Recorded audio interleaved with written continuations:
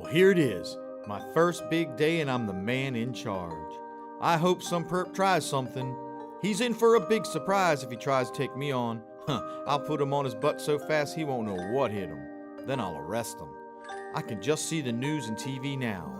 Security officer was jumped by a burglar. The officer quickly subdued the perp and arrested him.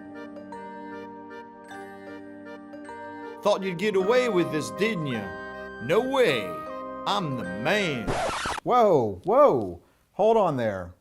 Hello, I'm Ken Arscott, your narrator for this training video, Introduction to Security. That demonstration you just saw is not what is expected of a security officer. Your company doesn't need security officers with that kind of attitude. I'm not saying that you shouldn't defend yourself if attacked. What I am saying is that what the officer's inner voice was telling is the wrong attitude for a professional security officer. That sort of scenario is very rare. The fact is that there are over 1 million security officers working in the United States. Only 5% of them come close to a situation like that in their entire career. Most security companies, as well as proprietary security departments, practice the detect, deter, observe, and report methodology. Security officers are not required to make arrests, but have the authority to make a citizen's arrest. In some states, they can act as an agent of law enforcement, but only at the request of a police officer or a sheriff. Basically, a security officer's primary duty is the prevention and deterrence of crime, enforce company rules, act to protect lives and property. Security officers are frequently trained to perform specialized tasks, such as make arrests when they have state authorization, operate emergency equipment, transport money, perform access control, perform first aid, CPR, direct foot traffic, provide canine service, protect crime scenes, take accurate notes, write detailed reports, etc. Due to elevated threats of terrorism in recent years, most security officers are now required to have bomb threat training, such as how to respond to a bomb threat telephone call. Some also receive emergency crisis training, especially those located in soft target areas, such as shopping malls, schools, and any other area where the general public congregates. The presence of a security officer tends to diminish theft, employee misconduct, safety rule violations, property damage, and sometimes even sabotage. Security officers are often called upon to respond to minor emergencies such as lost persons, lockouts, injured persons, unlocked doors, and so forth. They could also be called upon to assist in serious emergencies by guiding emergency responders to the scene of a crime or incident. Armed security officers are frequently contracted to respond as law enforcement until a given situation at a client location is under control and/or the police or sheriff authorities arrive on the scene. So now you know that this is the real purpose of a security officer and not like the demonstration you saw at the beginning of this video. As a security officer, you are the backbone of this industry. Not many private industry jobs require fingerprints, drug tests, and criminal background checks. You're watching this training tape because you passed that gauntlet. That says a lot about you as an individual. You can live up to that standard by giving your full time and attention to all your training as well as the on-the-job training that you'll be getting from your supervisors. There's more to becoming a security officer than just showing up for work. When you first applied for the job, your company gave you the job description of what your duties would be. You were told that you would be protecting and patrolling their clients' properties. Some assignments would be inside and others outside. When you were hired or about to be hired, they told you that your schedule hours would vary, which means that sometimes you'll be working evening hours and other times you'll be working in the daytime hours. The fact is that most businesses only need security when they're closed. Therefore, most shifts you will be assigned to will be after the close of business. They told you how much you would be paid per hour to perform these duties, and you agreed. That's a commitment. A commitment is like a contract, but unlike a legal contract, you can quit whenever you want to for any reason. This is also true for your company. They can terminate your employment at any time for any reason as well. Remember, every time you pick up your paycheck, you and your company are reestablishing that commitment. Our goal in this training video, and should be your goal as well, is to develop professionalism and productivity. This in turn will improve your chances for increases in pay, better assignments, and promotions. Start by making yourself a pledge that you will be an honest and professional security officer. Keep focused on that goal, and it will not only make you a better security officer, it will have a positive effect on your personal life as well. The definition of a professional is one who has enough training and experience to master his or her job. In other words, take your security duties serious. Learn all you can about the post you're working, including the post orders. Studying is not the end of your learning curve, it's just the beginning. You don't become a professional by studying only a few hours and forgetting thereafter. You only become a professional security officer when you use what you are taught. Let's take a few minutes for an overview of these requirements. First of all, why are security officers needed in the business world when we have police? The problem is there are just not enough police officers to go around. In the old days, the king hired knights and palace guards to protect his castle. This is where the old adage came from, a man's home is his castle. Incidentally, that still applies today. Companies hire security guards to protect their businesses, their castle. The fireman can put out the fire, but the security officer prevents the fire from starting in the first place. The ambulance crew can take the accident victim to the hospital, but the security officer can prevent that accident from happening. The police can arrest a burglar, but the security officer can prevent the burglary from occurring. This defense is best accomplished by your being a deterrent. The business world also knows that the best defense against crime, fire, and possible injuries is to prevent them before they happen. As a result, a security officer's primary duty is to act as a deterrent. What is a deterrent?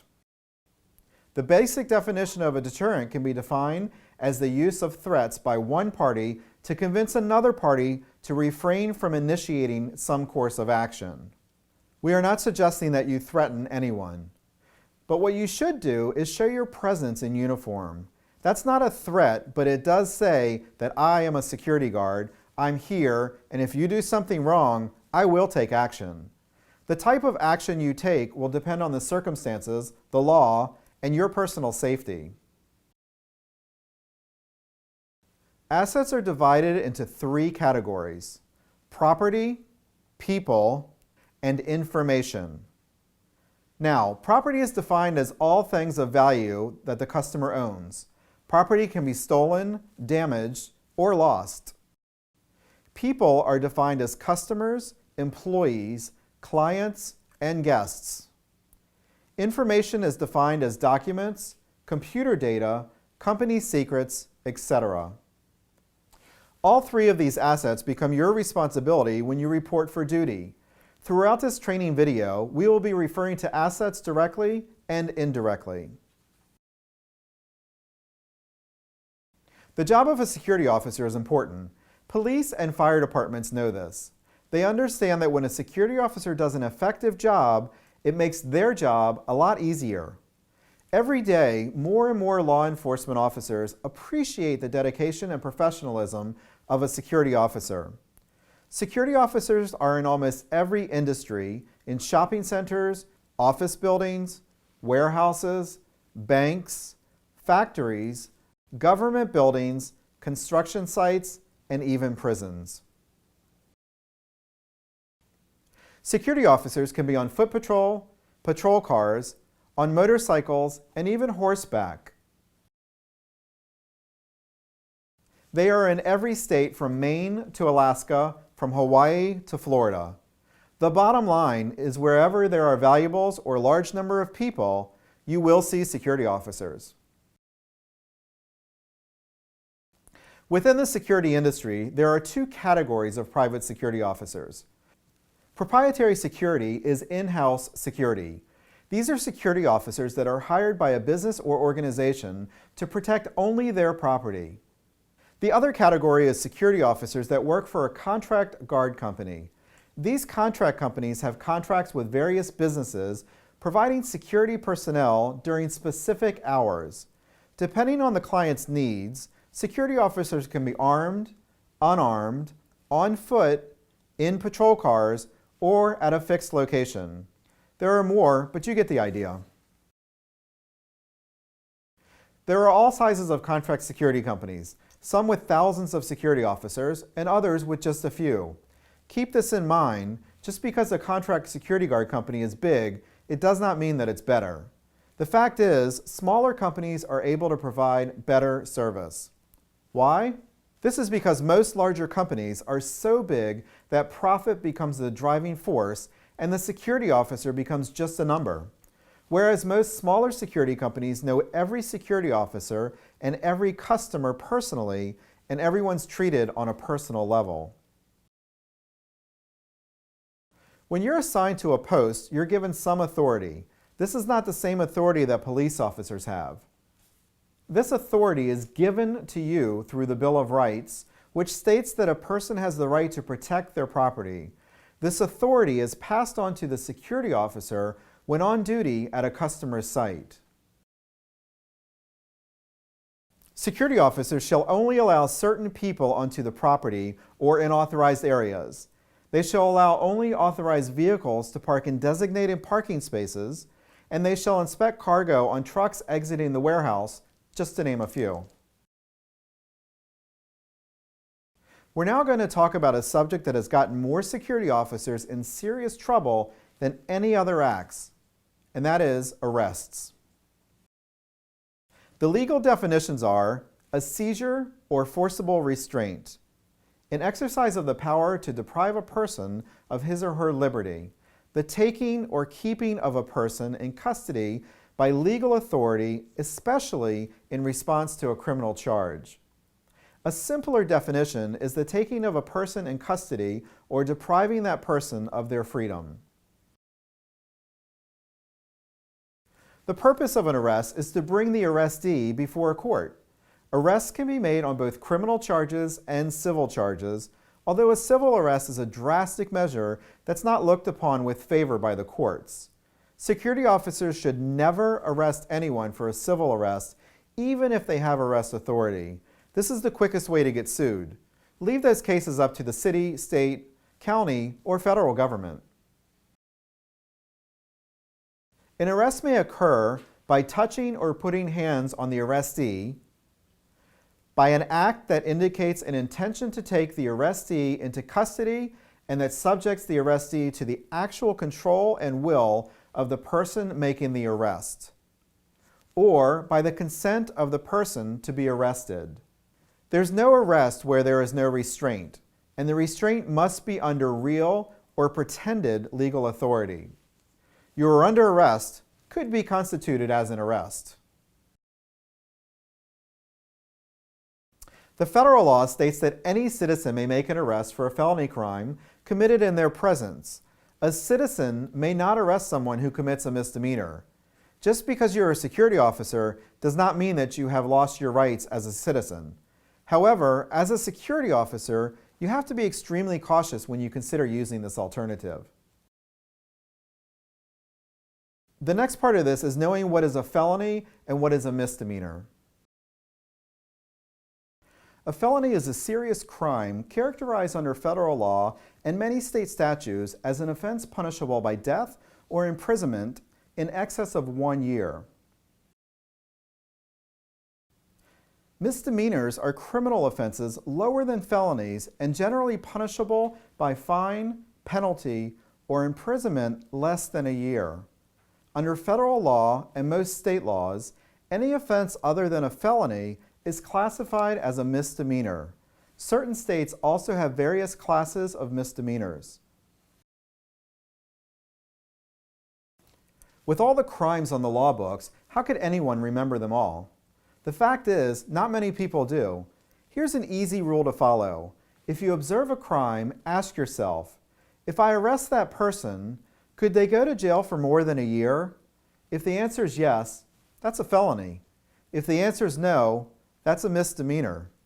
If the answer is, I'm not sure, take the side of caution and call it a misdemeanor. Remember, citizens can arrest someone only if they want to and only if it's a felony committed in their presence. That should be your guidelines as well. Citizens and security officers may not arrest anyone for a misdemeanor, whereas a police officer may arrest someone for misdemeanors committed in their presence and must arrest a person committing a felony in their presence. Most states require licensing and formal training regarding the authority of security officers. Because state laws vary, you should be guided by the laws of your state and your company's policies. Although it takes a special kind of person to be a professional security officer, it doesn't mean that special talents are needed. A security officer is constantly interacting with people. The following attributes are needed to be a security officer. You must have a good attitude, have a good attendance record, give your full time and attention to your duties, conduct yourself in a professional manner, develop observation skills, be dependable, always present a clean appearance, maintain a personal discipline, be a proficient report writer, and stay physically fit. When you put on your company uniform, you not only represent yourself, but represent the company, your fellow officers, and the customer. So it's imperative that you have the right attitude. To do this, you have to want to be a security officer, you have to want to help people and protect the customer's assets. Don't act like a drill instructor. A sure way to fail as a security officer is to constantly boss people around. There may be times when you have to be firm, but there's a big difference between being firm and being bossy. A security officer must be courteous at all times, even if provoked. There's no place for a hot-headed security officer or security officers that lose their tempers easily. Once you lose your temper, you've lost all effectiveness and put yourself and the company in jeopardy. A security officer is usually the first person visitors and employees see when they come onto the site. The way you look and treat people has a lasting impression. The way that they judge you is the way that they will judge your company and all of the other security officers. A security officer must be honest. Security officers protect millions of dollars in property and equipment every day. This is not a responsibility that should be taken lightly. Remember, you're being hired to combat dishonesty, not to be a part of a problem.